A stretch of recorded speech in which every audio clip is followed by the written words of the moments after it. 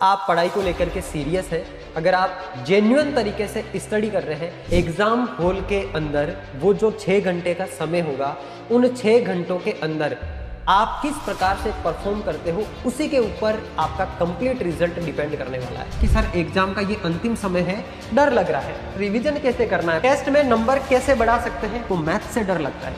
किसी भी एग्जाम की तैयारी करते वक्त डर लगना एक स्वाभाविक क्रिया है उन विद्यार्थियों के लिए जिन्होंने रियल मायने में मेहनत करी है। साथियों, हमारे साथ एक्चुअल में वही चीजें होती है, क्योंकि देखो जैसा हम फील करेंगे अंदर से वैसा ही हमारे दिमाग में थॉट प्रोसेस चलेगा, और जैसा थॉट प्रोसेस चलेगा वैसे हमारे एक्शंस होंगे, और उन्हीं एक्शंस के अकॉर्डिंग हमें रिजल्ट्स मिलना शुरू होते हैं। नमस्कार दोस्तों, एक बार फिर से स्वागत है आपका क्वालिटी एजुकेशन के इस बेहतरीन डिजिटल लर्निंग प्लेटफॉर्म पर। मैं हूं आपका दोस्त तैनार चौधरी। दोस्तों, काफी लंबे समय से आप लोगों के जो व्हाट्सएप, इंस्टाग्राम और यूट्यूब लाइव क्लासेस के कमेंट बॉक्स में जो सवाल प्राप्त हो रहे थे, उनके बिहाफ पे हमने ये डिसाइड किया कि आज एक ऐसा सेशन आप लोगों को अवेलेबल करवाया जाए, एक ऐसा छोटा सा कैप्सूल आप लोगों के लिए लाया जाए जिसमें आपकी उन सभी समस्याओं का समाधान हो। और अगर आप पढ़ाई को लेकर के सीरियस हैं, अगर आप जेन्युइन तरीके से स्टडी कर रहे हैं, तो ट्रस्ट मी, आज का सेशन आपके मन में चल रहे उन सभी सवालों का समाधान भी करेगा और आपको एक क्रिस्टल क्लैरिटी भी देगा, ताकि ये जो एग्जाम के अंतिम दिन बच गए हैं इनको आप बेटर तरीके से यूज कर पाए।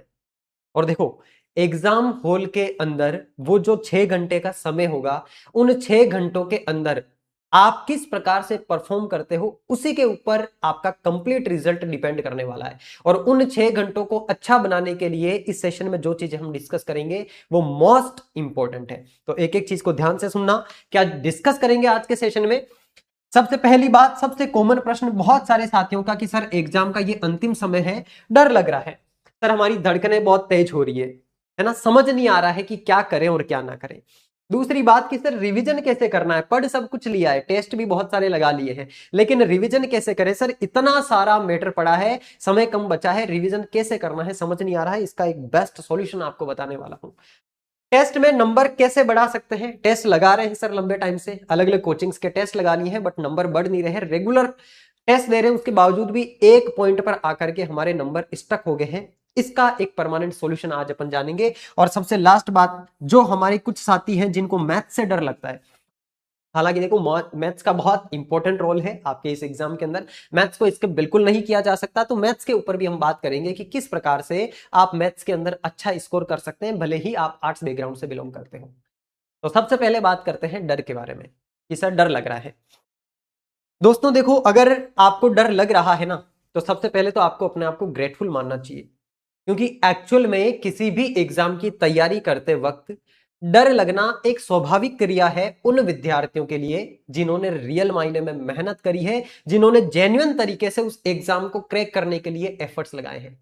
डर उनको नहीं लगता है जिन्होंने कोई मेहनत नहीं करी है, जो हंसी मजाक में एग्जाम देने जा रहे हैं, जिन्होंने बिल्कुल भी सीरियसली पढ़ाई नहीं करी है। तो अगर आपको डर लग रहा है तो ये एक नेचुरल प्रोसेस है, इसको खुद पे इतना ज्यादा हावी नहीं होने देना है, इस चीज के निगेटिव इंपैक्ट खुद पे नहीं आने देने हैं। ऐसा नहीं करना है कि सुबह से लेकर शाम तक हम ओवरथिंक किए जा रहे हैं उसी डर की वजह से, और उसी डर के नीचे हम प्रेशर के अंदर दबते जा रहे हैं। गुरुजी क्या करें फिर, हमें समझ आ नहीं रहा है, इस डर से हम कैसे ओवरकम करें।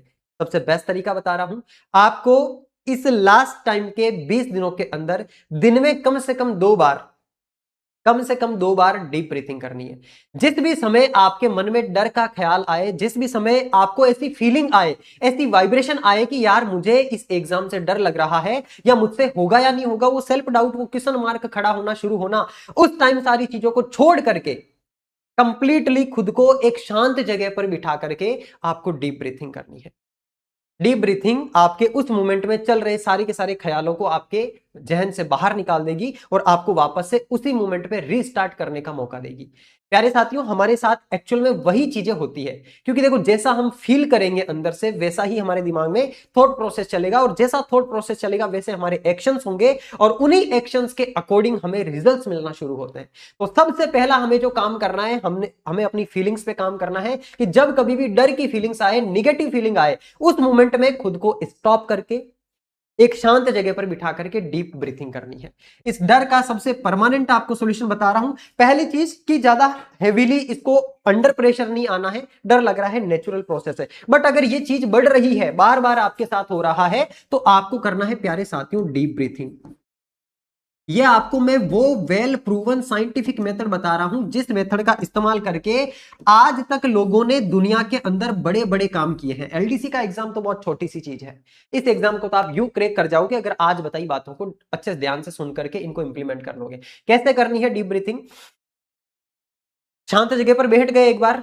शांत जगह पर बैठने के बाद में आपको जो सांस अंदर हम ले रहे हैं ना, उसको लॉन्ग टाइम तक अंदर लेना है और बिल्कुल धीरे धीरे अंदर लेना है। जैसे इतनी धीरे अंदर लेना है कि हमें उस सांस की आवाज भी ना आए। और जिस टाइम सांस अंदर जा रही होगी हमारा पूरा ध्यान हमारे नॉस्टल्स पर, अपर लिप्स के ऊपर होगा। और फिर 5 सेकंड के लिए सांस को अंदर रोक करके आप जब सांस अंदर लेंगे आपका पेट फूलेगा, पेट को बाहर निकालना है, पेट के अंदर सांस को भरना है। हालांकि आपके डायफ्राम नीचे जाएंगे तब पेट ऑटोमेटिक फूल जाएगा, वो सांस घेरी होगी आपकी। और फिर वापस जब आप सांस बाहर छोड़ रहे हो उस टाइम भी बिल्कुल स्लोली स्लोली धीरे धीरे, ऐसे नहीं एकदम से बाहर नहीं छोड़ना है, बिल्कुल धीरे धीरे धीरे धीरे सांस को छोड़ना है। अगर आप 1 मिनट सांस अंदर ले रहे हो और 1 मिनट सांस को बाहर छोड़ने में लगा रहे हो, ऐसी 5 बार आपने क्रियाएं कर ली, उस मोमेंट पे आपके मन में चल रही सारे के सारे इमोशंस न्यूट्रल हो जाएंगे, सारे के सारे थॉट्स जीरो हो जाएंगे। और वो मोमेंट आपको वापस से रीस्टार्ट करने के लिए, आपके सब्जेक्ट को फोकस्ड और कंसंट्रेट होकर पढ़ने के लिए आपको तैयार कर देगा। तो 2 बातें ध्यान रखनी है। डर लगना स्वाभाविक क्रिया है। डर लग रहा है दैट मीन्स आप अच्छी पोजीशन पर हो। कभी कभी लग रहा है, दिन में 1-2 बार ही ख्याल आ रहा है, इट्स ओके, सभी को होता है। जो टॉपर कैंडिडेट से जिन्होंने भी आज तक सिलेक्शन लिया है, जो रैंक 1 भी आया है ना आरएस के एग्जाम में, उसको भी एग्जाम से 20 दिन पहले डर लगा है। तो इसको ज्यादा हैवीली नहीं लेना है। बस आपको अगर ज्यादा ये चीज परेशान कर रही है तो आपको डीप ब्रीथिंग करनी है, आपकी सारी प्रॉब्लम्स का सॉल्यूशन कर देगी। दूसरी बात हम डिस्कस करेंगे प्यारे साथियों की, रिवीजन कैसे करना है। गुरुजी ये लास्ट टाइम है, हमारे पास में खूब सारे सब्जेक्ट्स हैं, हमें कौन से सब्जेक्ट पढ़ने हैं और कौन से छोड़ने हैं। या फिर इतनी सारी चीजें हैं कि कल्चर में सारा कल्चर है, सारा इतिहास है, सारी ज्योग्राफी है, इतने सारे मैथ्स के फॉर्मूलाज है, इतनी सारी पूरी की पूरी विज्ञान पढ़ी, हम किन किन चीजों को पढ़े। अगर आपने जेन्युइन तरीके से तैयारी करी है मेरे प्यारे साथियों, तो आपको सारी चीजें वापस पढ़ने की कोई जरूरत नहीं है। आपको सबसे पहली बात, आपको कंप्लीट सब्जेक्ट, सारे के सारे सब्जेक्ट नहीं पढ़ने हैं, ना ही आपको सारे के सारे टॉपिक्स पढ़ने हैं। गुरुजी फिर क्या पढ़ना है? सबसे बेस्ट तरीका बता रहा हूं आपको रिवीजन का। रिवीजन करने के लिए आपको क्या करना है, आपको प्यारे साथियों फुल लेंथ के सबसे पहले लगाने हैं टेस्ट। क्योंकि देखो रिवीजन एक्चुअल में उन चीजों का किया जाता है जो चीजें हम भूल रहे हैं। अगर आप वापस से पंच पीरों को लेकर के बैठ रहे हो, वापस से आप थांडवेट का, कोपेन का जलवायु वर्गीकरण लेकर के बैठ रहे हो, वापस से आप विज्ञान का कोई सा भी टॉपर उठा के पढ़ रहे हो जिसको आपने पहले पढ़ रखा है, कोई सेंस नहीं है। वो चीजें ऑलरेडी आपके माइंड में स्टोर्ड है। आपको वापस रिवाइज उन चीजों का करना है जो चीजें आप भूल रहे हो। सर हमें पता कैसे चलेगा कि हम क्या भूल रहे हैं? आपको पता चलेगा टेस्ट की प्रैक्टिस से। अगर आपने कोई मॉडल पेपर लेकर के आ रखे हैं किसी भी कोचिंग इंस्टीट्यूशन के, या फिर कहीं से भी ऑफलाइन टेस्ट सीरीज आपने ज्वाइन कर रखी है, या कहीं से भी ऑनलाइन टेस्ट सीरीज आपने ज्वाइन कर रखी है, फुल लेंथ सिलेबस के टेस्ट की प्रैक्टिस करनी है। जैसा आपके एग्जाम होगा वैसे माहौल में बैठ करके 3 घंटे के लिए आपको क्या करना है प्यारे साथियों, फुल लेंथ सिलेबस का टेस्ट देना है। आप क्या करोगे, बिल्कुल उसी इत्मीनान से। देखो डरना नहीं है इस चीज से कि सर हमारे टेस्ट में नंबर कम आएंगे या टेस्ट देने से डर लग रहा है। अगर अभी डर लग रहा है ना तो अभी जूझ लो इस डर से, टेस्ट के डर से, नंबर कम आने के डर से। अगर अभी नहीं जूझे तो एग्जाम खराब होना तय है। क्योंकि अगर आप में अभी हिम्मत नहीं आ रही है ना उन क्वेश्चंस को अटेंड करने की, क्वेश्चन को फेस करने की, तो वो हिम्मत कहां से जुटा पाओगे एग्जाम के अंदर वैसे टफ सवालों को अटेंड करने की। वो हिम्मत जुटाने के लिए पहले आपको प्रैक्टिस करनी ही पड़ेगी। और जब आप टेस्ट की प्रैक्टिस करेंगे, यहां से क्या होगा पता है, अगर आप 150 पूरे के पूरे क्वेश्चंस अटेंड कर रहे हो या उनमें से 130 सवाल भी अटेंड कर रहे हो, तो वो 130 सवाल अटेंड करते टाइम आपको महसूस हो जाएगा कि कौन कौन से टॉपिक आपके वीक है। पूरा टेस्ट अटेंड करने के बाद जब टेस्ट को सबमिट कर दो, उसके बाद फिगर आउट करो कि कौन कौन से टॉपिक्स ऐसे हैं जिनमें चीजें आपको याद नहीं आ रही थी या आपकी चीजें गलत हो रही थी। आपको रिविजन बस उन्हीं टॉपिक का करना है। और एक दिन में कम से कम एक टेस्ट आपको लगाना है, और उस टेस्ट का पूरा एनालिसिस करके उस दिन का पूरा टाइम नेक्स्ट डे मॉर्निंग तक, जब तक अगला टेस्ट देने नहीं बैठो तब तक उन टॉपिक्स को वापस रिवाइज करना है जिन जिन टॉपिक्स के कॉन्सेप्ट आप लोग भूल गए थे। तो आपको टेस्ट लगाना है फुल लेंथ सिलेबस का। और जब आप ये टेस्ट लगाएंगे, ये टेस्ट लगाने पर आपके वीक टॉपिक्स कौन कौन से हैं या आप क्या चीजें भूल रहे हैं, वीक टॉपिक्स या जो चीजें हम भूल रहे हैं वो भूलने वाली चीजें हमारे सामने आएगी, हमें रिवीजन बस उन ही चीजों का करना है, उन ही चीजों का हमें रिवीजन करना है, सारी चीजें हमें नहीं पढ़नी है। आपने पाबू जी का जन्म कहां हुआ था, भोपा जी के पिताजी का नाम क्या था, पंचपीर कौन कौन से, सारी चीजें आपको ऑलरेडी याद है, उन्हें बार बार पढ़ने का कोई सेंस नहीं है, क्योंकि एग्जाम में जो सवाल आपका आएगा वो सवाल आपको जो पहले से चीजें याद है उनके बिहाफ पे, कॉमन सेंस के बिहाफ पे सॉल्व हो जाएगा। अंतिम समय में आपको केवल और केवल उन ही चीजों को पढ़ना है जो चीजें आप भूल रहे हो, और वो चीजें आपको टेस्ट से ही पता चलेगी। This is the best method of revision, जिसको हर टॉपर कैंडिडेट फॉलो करता है। और ये चीजें जब एक विद्यार्थी पढ़ रहा होता है ना, उस पढ़ाई की जर्नी के दौरान उसके सामने नई नई टेक्निक्स आती जाती है, उन टेक्निक्स को भी इंप्लीमेंट कर करके अपनी तैयारी को बूस्ट करता है। अगर आपको भी टॉपर कैंडिडेट्स की कैटेगरी में जाना है तो ये वेल प्रूवन साइंटिफिक मेथड आपको अपनाना ही पड़ेगा। इसको अपनाए बिना आप सिलेक्शन अगर लेने की सोच रहे हो तो वो थोड़ा सा मुश्किल है। समझ रहे हो मेरी बात? तो आपको टेस्ट देना है और जो वीक टॉपिक आते हैं उन्हीं को वापस पढ़ना है, सारा सिलेबस वापस नहीं पढ़ना है। दूसरी बात, आप लोगों ने इस टाइम मतलब पढ़ते टाइम अगर शॉर्ट नोट्स बना रखे हैं आपके खुद के, ध्यान रखना किसी और के शॉर्ट नोट्स लेकर के नहीं पढ़ने हैं। अगर आपने खुद के किसी सब्जेक्ट के नोट्स बना रखे हैं तो लास्ट के 5 दिनों में खुद के वो शॉर्ट नोट्स बनाने हैं। और टेस्ट का मैंने आपको बता ही दिया है कि उस टेस्ट को देने के बाद टेस्ट का एक्सप्लेनेशन भी आपको अच्छे तरीके से देखना है, और उस टेस्ट से जो आपके वीक टॉपिक्स निकल करके आते हैं, जो आपके वीक कॉन्सेप्ट निकल करके आते हैं, उनका आपको बढ़िया तरीके से रिवीजन करना है। अब हम अगली बात करेंगे कि सर टेस्ट में नंबर कैसे इंक्रीज करें। तो यही बात, जैसे ही आपने टेस्ट लगाया, टेस्ट लगाने के बाद में आपको उस टेस्ट का क्या करना है, उस टेस्ट का आपको डीपली एनालिसिस करना है। और जब आप डीपली एनालिसिस करेंगे, आप फिगर आउट करेंगे कि कौन कौन से क्वेश्चंस आपके रॉन्ग हो रहे हैं, और क्वेश्चन रॉन्ग होने के पीछे का रीजन क्या है। ये जो रॉन्ग क्वेश्चन हो रहे हैं ना आपके, इन रॉन्ग क्वेश्चन होने के पीछे का आपको रीजन फाइंड आउट करना है कि किस वजह से ये प्रश्न आपके गलत हो रहे हैं। लेट सपोज आपके प्रश्न गलत हुआ है क्योंकि आपने उस टॉपिक को पढ़ ही नहीं रखा था, या फिर आपने टॉपिक को पढ़ रखा था लेकिन आपके टॉपिक से आउट ऑफ द बॉक्स कोई सवाल पूछ लिया जो आपके नोट्स में या आपकी किताब में नहीं था, या फिर आपके नोट्स में से था लेकिन रिवीजन नहीं हो पाने की वजह से, कंफ्यूजन की वजह से वो सवाल गलत हो गया। तो इनमें से जो भी रीजन निकले आपको उसी रीजन पे काम करना है। अगर आपको लग रहा है कि आपके नोट्स में कम कंटेंट था तो और एक्स्ट्रा कंटेंट नोट्स के अंदर उस टाइम में ऐड कर लो, कि हाँ वो जो टेस्ट में एक्स्ट्रा चीजें थी उनको वहां पर एड ऑन कर लो। अगर पढ़ने के बावजूद कंफ्यूजन हुआ तो वापस से उस टॉपिक का वहां पर रिवीजन कर लो। अगर ऐसे आप डे बाय डे करते जाओगे, हर रोज एक टेस्ट लगाओगे, अगर रोज ना लगा सको 2 दिन में कम से कम एक टेस्ट लगाना है। अभी 20 दिन आपके एग्जाम में बाकी है, इन 20 दिनों के अंदर कम से कम 10 टेस्ट आप लगा सकते हैं। और वो 10 टेस्ट लगाएंगे ना, आप ऐसे समझ लो 10 एलडीसी के एग्जाम आपने दे लिए हैं, और वो 10 एग्जाम देकर के आप अपने आप को पूरे तरीके से तैयार करके जब एग्जाम देने जाओगे, एग्जाम हॉल में आने वाला हर एक प्रश्न आपको छोटू सा लगेगा। आप उन सवालों को ऐसे ही सॉल्व कर लोगे, इतना ज्यादा बर्डन या इतना ज्यादा प्रेशर आपको वहां पर फील नहीं होगा। तो उन रॉन्ग क्वेश्चंस को आपको फिगर आउट करना है, उनका रीजन, और जो आपके रॉन्ग क्वेश्चन का रीजन है उसके बिहाफ पे आपको उस टॉपिक का या तो रिवीजन करना है, या कंटेंट आपका कम रहा है तो कंटेंट उसके अंदर और एक्स्ट्रा एडेड ऑन करना है। अब सबसे लास्ट में हम बात कर लेते हैं मैथमेटिक्स की। सर मैथ्स के अंदर हमें डर लग रहा है, या फिर मैथ्स को हमने अभी तक नहीं पढ़ा है, हम आर्ट्स बैकग्राउंड के स्टूडेंट हैं, हमें कुछ ऐसा बता दीजिए जिससे कि हम मैथ्स में कुछ कुछ टॉपिक्स को तो कवर करके जाएं। क्योंकि देखो 1/3 वेटेज फर्स्ट पेपर का आपकी मैथ्स लेकर के बैठी है, इसको पूरा स्किप करना कहीं की भी समझदारी नहीं है। 50 क्वेश्चन, और बहुत सारे क्वेश्चन ऐसे होंगे जो इजी आएंगे, केवल फॉर्मूला बेस्ड आएंगे और सीधे सीधे किताब में से उठ करके आएंगे। उन सवालों को तो आपको नहीं छोड़ना है। भले आप आर्ट्स बैकग्राउंड से रहे हो, जो साइंस बैकग्राउंड से है उनको आई होप कोई किसी तरह की दिक्कत नहीं होगी। फिर भी जो मैं चीजें बता रहा हूं इनको तो आपको करना ही है, लेकिन जिन्होंने अभी तक कुछ भी नहीं पढ़ा है उनको क्या करना है, सुनो ध्यान से।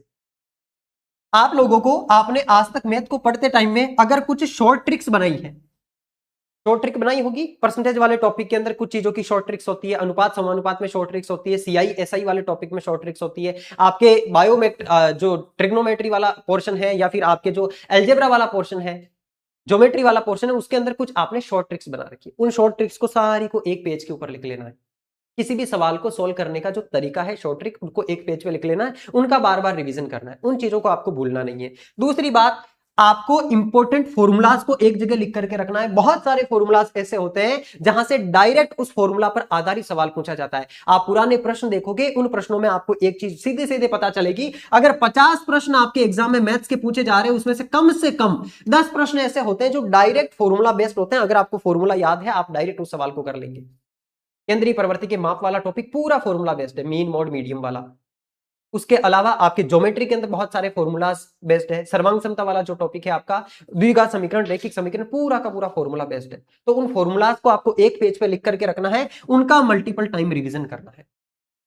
एक और मोस्ट इंपोर्टेंट बात, अभी तक अगर कुछ भी नहीं पढ़ा है या सब कुछ पढ़ भी लिया है ना, तो भी आपकी 9th और 10th की जो पुरानी वाली किताबें हैं, उन पुरानी वाली किताबों के जो सवाल है, उन सब सवालों को जरूर आप सोल्व कर जाना हर एक टॉपिक के, क्योंकि एग्जामिनर बहुत बार वहां से डायरेक्ट क्वेश्चन उठा के पूछ लेता है विदाउट चेंजिंग एनी डाटा। वहां उन सवालों में जो डाटा दिया हुआ है वो भी एज इट इज रख करके आपसे सवाल पूछ लेता है। 9th और 10th की किताबें ये मोस्ट इंपोर्टेंट है, इसको छोड़ना नहीं है। भले आपने मैथ्स को पूरा अच्छे तरीके से पढ़ लिया है या फिर अभी तक बिल्कुल भी नहीं पढ़ा है, ये चीज आपको करनी ही करनी है। और सबसे लास्ट में आपको माइंड सॉल्विंग मेथड का जरूर यूज करना है, अगर आप मैथ्स लंबे टाइम से पढ़ भी रहे हो तो भी। क्या होता है सर ये मेथड? ध्यान से सुन लेना, मैं बता रहा हूं आपको। जैसे आप मैथ्स के सवाल को पढ़ते हो, हम बहुत बार गलती ये करते हैं कि हम सवाल को पढ़ते ही, पूरा पढ़ने से पहले उस सवाल को सॉल्व करने की कोशिश करने लग जाते हैं। ये गलती नहीं करनी है। सबसे पहला काम करना है, पूरे सवाल को शांति से, कूल माइंड से, विदाउट एनी हेजिटेशन पूरा क्लियर पढ़ना है। और जैसे ही आप पूरे सवाल को पढ़ोगे, उसके बाद में आप आंख बंद करके 5 सेकंड का टाइम दो खुद को कि इस सवाल में पूछना क्या चाह रहा है और इसको सॉल्व कैसे किया जा सकता है। अगर वो सवाल आपने पढ़ रखा होगा तो उसको सॉल्व करने का इंस्टेंट मेथड 5 सेकंड के अंदर अंदर आपके माइंड में क्लिक कर जाएगा, और वो मेथड क्लिक करने के बाद ही आपको सवाल को सॉल्व करना शुरू करना है। आपको सवाल को पढ़ते पढ़ते डायरेक्ट सॉल्व नहीं करना है, पूरा सवाल पढ़ने के बाद माइंड में पहले कैलकुलेशन कर लेनी कि यार ये सवाल किस मेथड से सॉल्व हो सकता है। अगर आपने पढ़ रखा होगा, वो सवाल आपसे सॉल्व होने वाला होगा, तो उन्हें स्टार्टिंग के 5 सेकंड 10 सेकंड के अंदर डिसाइड हो जाएगा कि आपका वो सवाल सॉल्व हो रहा है। अगर नहीं हो रहा है तो उस मोमेंट को फिर वेस्ट नहीं करना है, फिर आपको आगे बढ़ना है, आगे वाले सवाल को सोल्व करना है। उन सवालों को फिर लास्ट में अटेंड करने के लिए छोड़ना है, क्योंकि कुछ सवाल ऐसे होते हैं जो टाइम कंज्यूमिंग होते हैं। तो आपने अगर पढ़ रखा है, आपका वो सवाल सोल्व हो रहा होगा, तो वो स्टार्टिंग के 5 सेकंड 10 सेकंड में हो जाएगा। माइंड में पहले पूरी कैलकुलेशन करके कि हाँ ये सवाल इस मेथड से सोल्व होगा, फिर उसको आप सोल्व करना शुरू करो। 1 मिनट, 1.5 मिनट, 2 मिनट के अंदर अंदर आपका वो सवाल सोल्व हो जाएगा। और ये मेथड मैं खुद हमेशा, जब मैं तैयारी कर रहा था, हमेशा मैथ्स के क्वेश्चंस को सोल्व करने के लिए मेथड अपनाता था। हालांकि मेरा खुद का मैथ्स बैकग्राउंड है, लेकिन मैंने कभी भी मैथ्स की पर्टिकुलर कोचिंग नहीं ली है इन एग्जाम्स के लिए, कॉम्पिटिटिव एग्जाम्स के लिए। फिर भी सारे के सारे क्वेश्चंस मेरे सोल्व होते हैं, क्योंकि मैं सवाल की जो थीम होती है ना, उसका जो बेसिक कोर कॉन्सेप्ट होता है, उसको समझ करके उसके बिहाफ पे सवाल को सोल्व करने की कोशिश करता हूं। आपको भी वही काम करना है। ठीक है प्यारे साथियों, तो ये कुछ बेसिक बेसिक सी बातें थी जो मुझे आप लोगों को मेरी तरफ से बतानी थी। यहां पर मैं और किसी भी तरह का प्रमोशन करने के लिए या आपको और किसी भी तरीके से मिसगाइड करने के लिए नहीं आया हूं। मेरा पर्पज बस ये था कि आप लोग जो लंबे टाइम से मुझे इंस्टाग्राम पर मैसेजेस कर रहे हैं, आप लोग जो कमेंट बॉक्स के अंदर सवाल पूछ रहे हैं, आपके मन में जो एक युद्ध चल रहा है, उस युद्ध को आप कैसे शांत कर सकते हो। ठीक है, ये सेशन आपके लिए कितना यूजफुल है, इस सेशन को सुनने के बाद दिमाग में कुछ चीजें घुसी, कुछ मेंटल क्लैरिटी आई कि नहीं आई, वो चीज कमेंट बॉक्स में आकर के जरूर कमेंट करना। और अगर आप लोगों के दिमाग में कोई आइडिया हो, तो वो आइडियाज भी आप कमेंट बॉक्स में जरूर रखना, ताकि अदर स्टूडेंट्स को आपके उन आइडिया से बेनिफिट मिल सके। ठीक है प्यारे साथियों, मिलते हैं नेक्स्ट सेशन के अंदर। तब तक के लिए आप सभी लोग अपना ध्यान रखिएगा, स्वस्थ रहिएगा, मस्त रहिएगा और पढ़ते रहिएगा। जय हिंद।